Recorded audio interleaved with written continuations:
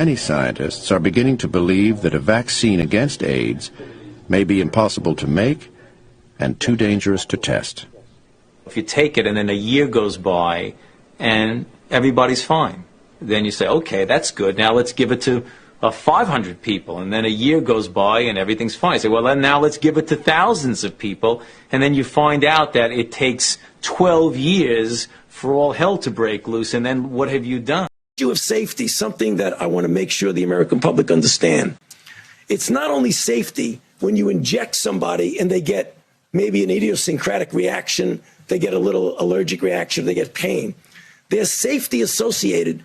Does the vaccine make you worse? And there are diseases in which you vaccinate someone, they get infected with what you're trying to protect them with, and you actually enhance the infection. You can get a good feel for that in animal models. So that's going to be interspersed at the same time that we're testing. We're going to try and make sure we don't have enhancement. So the worst possible thing you could do is vaccinate somebody to prevent infection and actually make them worse. And it was for any vaccine that we wanted to make. You would say a vaccine from the time you start to the time it's approved to be safe and effective is several years, 5, 6, 7 years. That's unacceptable for now. So what happened is that as soon as we got the sequence of the virus from the Chinese, we pulled it out of the public database and stuck the gene into a vaccine platform and worked on it literally within a day of when it came out. 65 days later, namely 2 days ago, we gave the first injection to a normal volunteer for a phase 1 trial to see if it's safe. That's the fastest that's ever been done. That's the good news. The challenging news is that even at that rocket speed, it's going to take a few months to show that the initial safety is okay.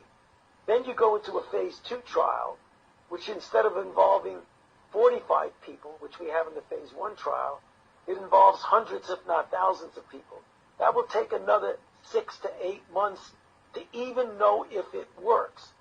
So at the fastest we can go, it's going to take a year to a year and a half to know if we have a vaccine that we can use.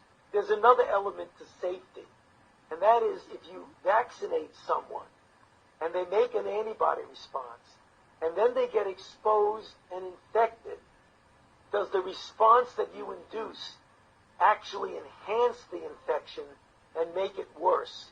And the only way you'll know that is if you do an extended study, not in a normal volunteer who has no risk of infection, but in people who are out there in a risk situation. This would not be the first time, if it happened, that a vaccine that looked good in initial safety actually made people worse. There was the history of the respiratory syncytial virus vaccine in children, which paradoxically made the children worse. One of the HIV vaccines that we tested several years ago actually made individuals more likely